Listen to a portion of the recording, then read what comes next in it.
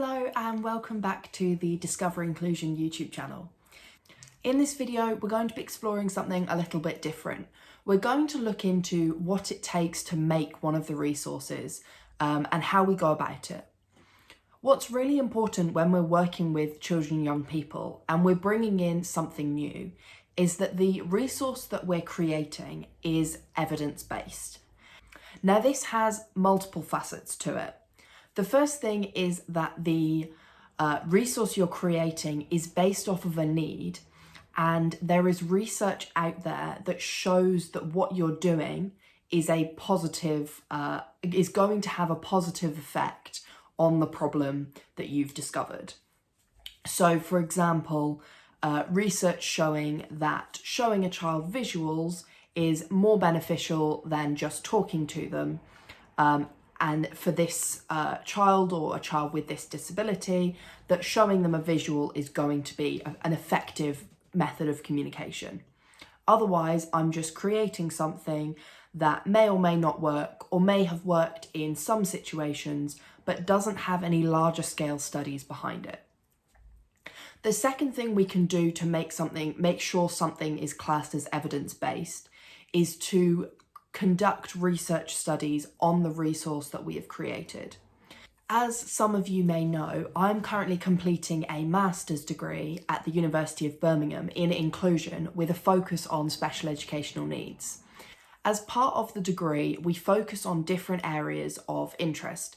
For example, most recently, I've been looking at social and emotional disabilities and mental health, and what resources I can create to support those, but also what resources are already out there, how they've been perceived, and how what the evidence is behind them. So an example of a resource that I looked into during my module on social and emotional mental health and disabilities was Zones of Regulation. Zones of Regulation was created by Zoe Kuipers in 2011. Or it was building up to that point, and that's when her programme was fully published. Since then, it's grown in popularity and it is used widely across the UK and other countries, especially the US. Now, in Zones of Regulation, we talk about how our different emotions fit into different energy levels. So, for example, red could be excited or angry. Both of them a very high level of energy. Whereas blue could be sad or tired, a little bit tearful, something like that. Now, there's a lot of research that's gone on before Zones of Regulation, which likely is the reason behind how some of the resources were created. But there's also a lot of research that has been done since then as studies on how effective Zones of Regulation is for different groups of children. More recently, there has been an article released as a literature review on Zones of Regulation, looking at the evidence behind Zones of Regulation and whether or not it could be classed as evidence-based. In this case, they were looking at whether or not the Zones of Regulation materials and the programme that it comes with is effective to use with children and young people. What they did was they took all of the pieces of literature or the research studies around Zones of Regulation, and once they'd gone through them all and found studies that fitted in within their criteria, which is something quite common within a literature review. For example, it could be we're only looking at studies between 2010 and 2020. Another example could be we're only looking at studies that focused on children between the ages of 5 and 10. So once Mason et al. Had found their criteria, they then looked at these studies in detail. And it was really interesting to see how the studies that had been selected represented Zones of Regulation, the ways that they went through the programme and the resources that they used, but also the outcomes, and most importantly, whether or not they supported the use of Zones of Regulation. Not only did the literature review look at previous studies, it also suggested ways that Zones of Regulation could be improved and general social and emotional learning resources could be improved and changed in future to create a better and more positive impact as a result of using those resources.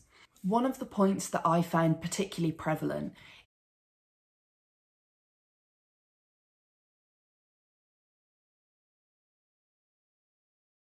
is that the zones of regulation studies didn't support the use of zones of regulation with children with special educational needs and disabilities. Now, this doesn't mean that zones of regulation should not be used with these pupils. It's just that the research that was shown in this literature review didn't support its use and didn't show that there was a positive impact because of it. For example, in the study by Conklin and Jairam in 2021, students who were accessing any kind of special education were excluded from the study. And in the study athYps et al.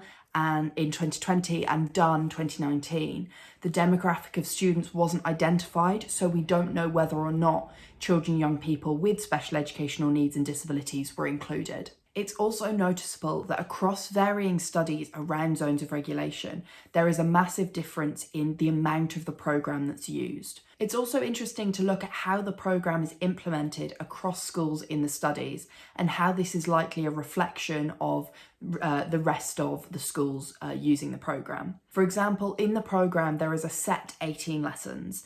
This comes with materials to use, lesson plans, aims, etc. But across the studies, there were varying amounts of lessons used.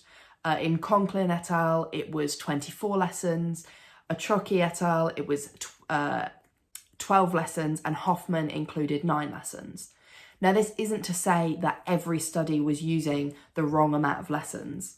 There are also studies such as Dunn in 2019 and the Brevard Public School study in 2020 that showed the programme being used with the full 18 lessons. We have to be aware that for some schools it may be a case of lesson plans being broken down into more manageable pieces or into smaller lessons, and in others it may be a case of lessons being merged into one.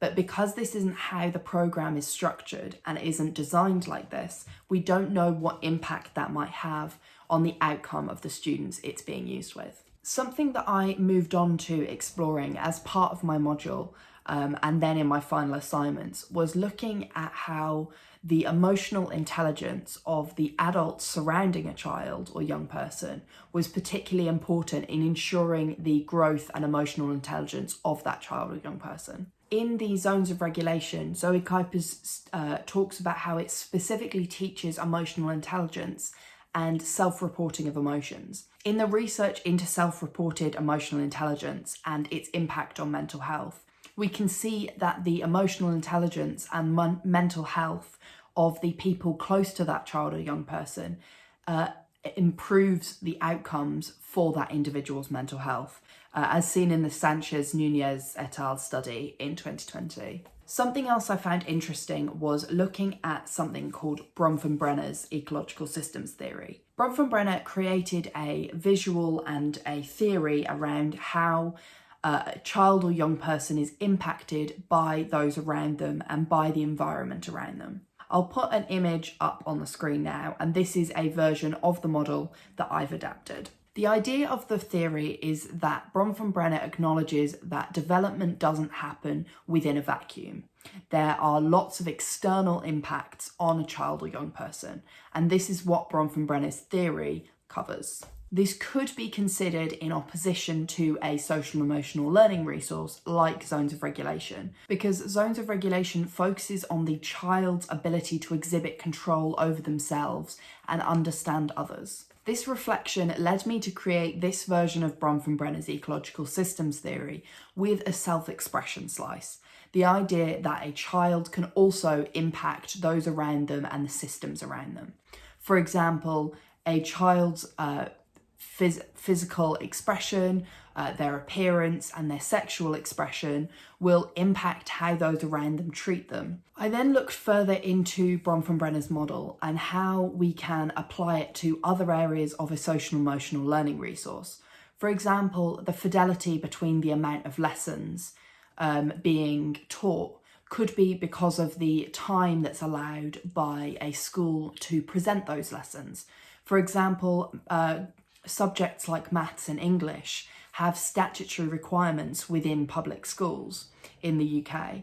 So subjects like PSHE may be dropped or reduced in order to make sure that a child is receiving the full amount of statutory lessons. There's also a difference with how a teacher presents a programme. Teachers could have different levels of training or different levels of experience with teaching social and emotional health and mental health. We can also see a difference between how a peer reacts and how that would affect an individual's ability to take part in a lesson. We can also consider wider factors such as skin colour or social class on how a school or a society treats that child or young person, and how that is then reflected in that child or young person's behaviour. As part of some social learning resources, we also do see this idea of teaching the adults and the teachers, the parents, guardians around the child or young person, and teaching them their own social emotional well-being and health.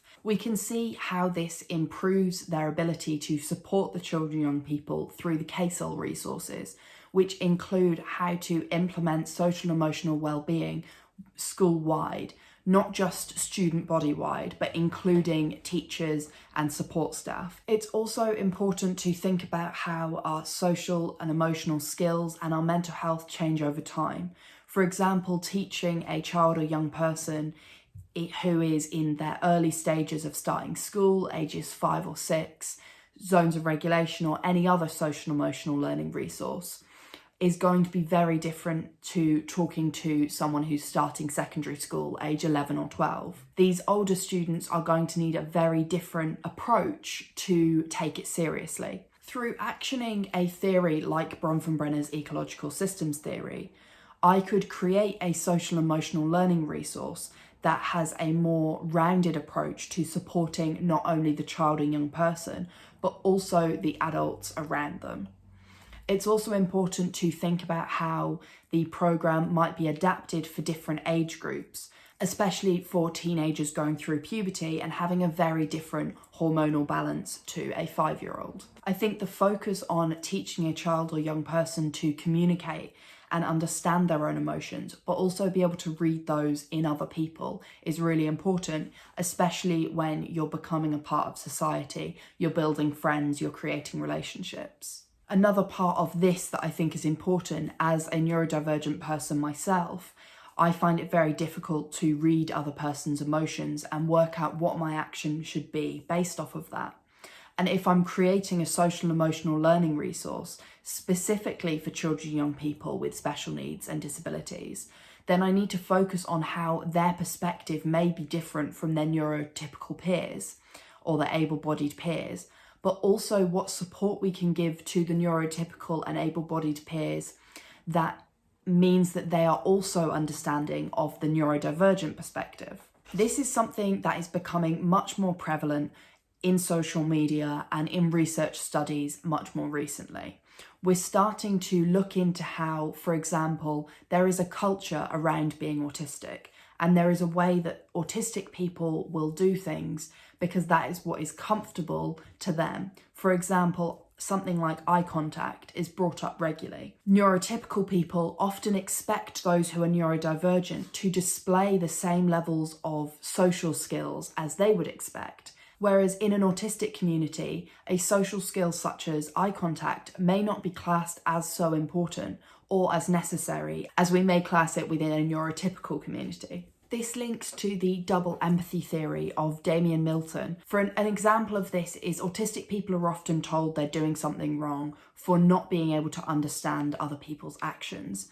But if you flip this the other way round, how often do neurotypical people look at an autistic person and think about things from their point of view? The conclusion of the Zones of Regulation literature review by Mason et al. Showed that zones of regulation could not be classed as evidence-based. This was because of the various points mentioned and how the outcomes of the studies as part of the literature review did not show a positive impact on the children and young people. Something that would also be important when creating my own SEL resource is including a way of determining outcomes. So how do you measure whether someone is or isn't expressing themselves more accurately? How do you decide whether someone is displaying appropriate behaviour in a certain situation? How do you decide whether someone is improving their emotional intelligence or not? And how do you track this? because when you're teaching something, when you're teaching a program, you also have a level of assessment. So are we going for a deficit-based assessment or a strength-based? Many assessments around children and young people, and even adults with special educational needs and disabilities, are very deficit-based. We look at what they can't do. For example, an autistic person can't make eye contact, so that person has a deficit. Rather than looking at the strength of that autistic person and saying they are really good at focusing on details. Something that didn't come up as part of Mason et al.'s study, but has been noted in other research studies around zones of regulation, is the children and young people, especially in their teens, making fun of the program and playing around with it, saying things like, I'm 50% blue, I'm 20% yellow, I'm 30% red. I think it's important to have a think about what this actually means and whether or not we can feel multiple emotions at the same time. And if we can, then how do we represent this when we're teaching children and young people to identify their emotions? All of this to say, it's important that we look at the research and the practice that's already available before we start creating something new. And we look at both the positives and the negatives of something that's already been created to improve or to create this new product or this new resource. My reflections on zones of regulation and the Mason et al. Literature review pushed me into looking at how we could adapt that and extend social emotional learning resources from just looking at an individual and their emotions to the impacts of the world around them, how society treats them, how the adults around them feel, and the emotional intelligence of the adults around them, but also focusing on how we can support children and young people with special educational needs and disabilities, what adaptations we would need to make for children and young people who have additional needs or disabilities. I hope you have found this video interesting. Hopefully I haven't blurted on in too many different areas all at once, but it's something that I find really interesting and I think is worth talking about as a company that creates these resources for children and young people. If you have liked this video, if you've got any questions or points of conversation, please do comment down below. I'll happily have a chat with you in the comments about your perspective, but also anything you think should be included in a social emotional learning resource. If you did like this video, then please do like and subscribe if you want to see more of me, and we will continue to look at the research behind resources, giving you ideas for new sensory activities and exploring the resources that we already have. Thank you very much for watching.